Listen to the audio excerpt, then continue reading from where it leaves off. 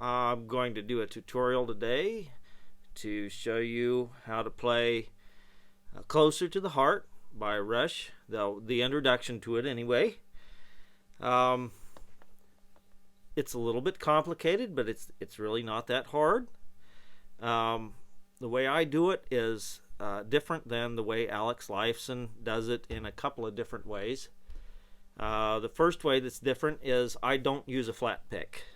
Alex Lifeson uses a flat pick and kind of sweeps each note with the flat pick, and I've never been very good at that, so I'm just going to use my bare hand to do it. The second way that I do it differently than Lifeson is he uses his first and second fingers to start off, and moves his first finger back and forth between the 5th and 4th frets, whereas I use my second and third fingers and keep my hand stationary for that first pattern there. I would say do it the way you feel most comfortable with, but that's the way I do it. So let's begin, and you'll want to put again, doing it the way I do it, you want to put your second finger on the 1st string, 5th fret, and your third finger on the 3rd string, 6th fret. And that's just basically an A chord with this open B here, which is not really part of the A major chord, but it's that would be a suspension with the second note of the scale. It kind of gives it that dissonant sound, that unique sound.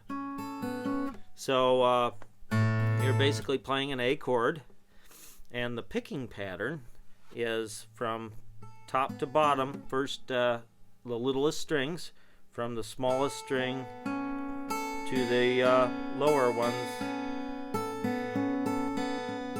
That's the basic picking pattern there.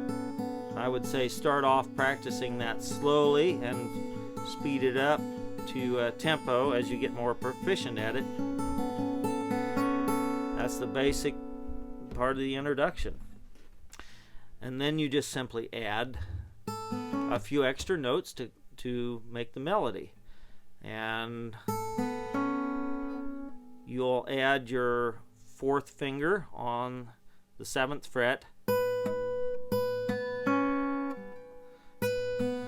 So you've got,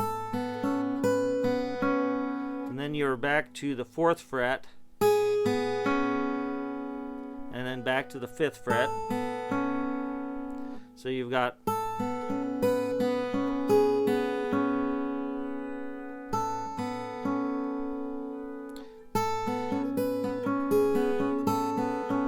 and then you go 4th fret, 1st finger, and then you'll have your little finger on the 7th fret, 2nd string, and then the 5th fret,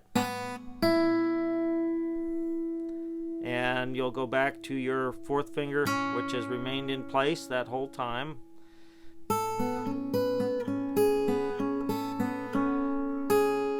7th fret, 5th fret, and then 3rd string, 6th fret. And then I like to come down here to this open A on the 3rd repeat of that.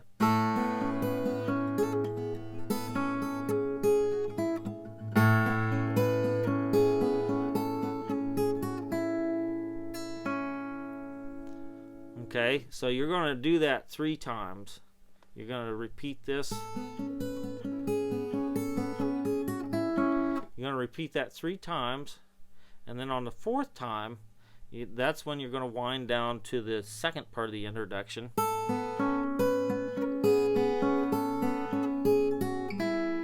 Now what I like to do is replace the 3rd finger, which you have kept on this 3rd string, 6th fret. You've kept it there for 3 repetitions.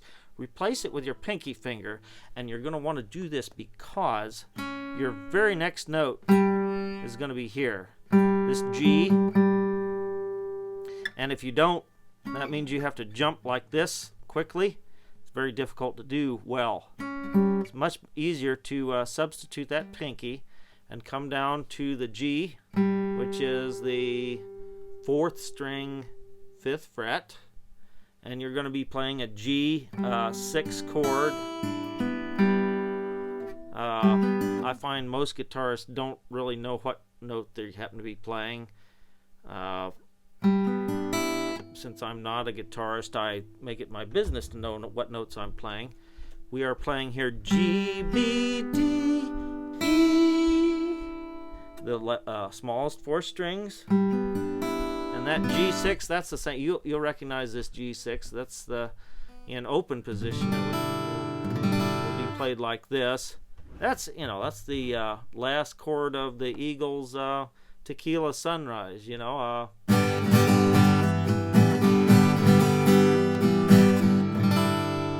that G6. Only you're playing it in a different voicing here.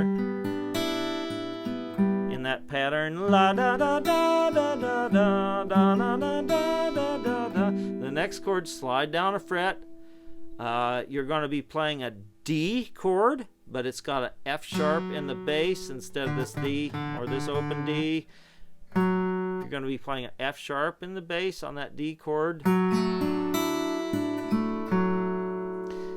And you'll switch your 1st and 2nd finger around. Before you just had them 1, 2, 3. You switch them around, reverse them. Hopefully you can see that. And then the last part of it is you slide down 1 more fret and you're playing just an F major 7. So put it in context. You're starting off on the G6 here.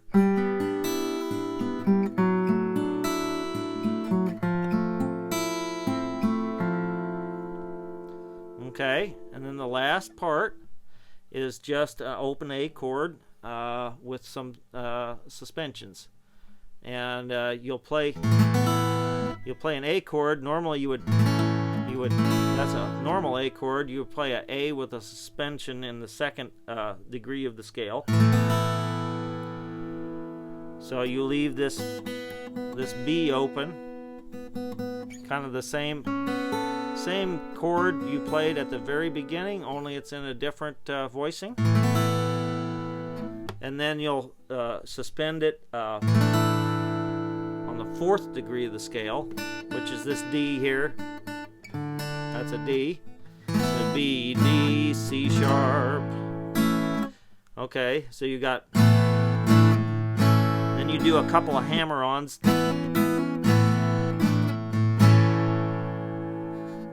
So you're coming down here.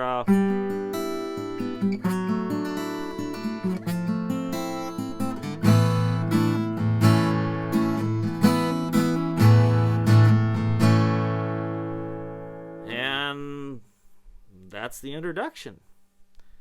I hope this has helped you more than it has confused you. And maybe I'll try this again sometime when I can do rather better at it. This is my first attempt. So thank you for watching and listening, and please leave comments to help me improve my my teaching skills. Thanks a lot.